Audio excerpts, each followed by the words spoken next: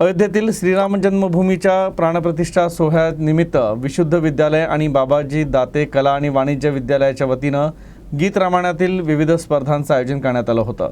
कार्यक्रमाचा समारोप विवेकानंद आणि राणी लक्ष्मीबाई विद्यालयाच्या प्रांगणात आयोजित करण्यात आला होता। अयोध्येत श्रीराम जन्मभूमीवरील भव्य राम मंदिराचं लोकार्पण आणि रामलल्ला प्राणप्रतिष्ठा सोहळ्याच्या पार्श्वभूमीवर विशुद्ध विद्यालय आणि बालाजी दाते कला वाणिज्य महाविद्यालयाच्या वतीनं गीत रामायणावरील विविध स्पर्धेंचं आयोजन करण्यात आलं होतं। शालेय महाविद्यालयीन आणि खुल्या गटातील या स्पर्धेतील विजेत्यांच्या महाअंतिम सोहळा सोमवारी 22 जानेवारी रोजी संध्याकाळी विवेकानंद आणि राणी लक्ष्मीबाई विद्यालयाच्या प्रांगणात रंगला।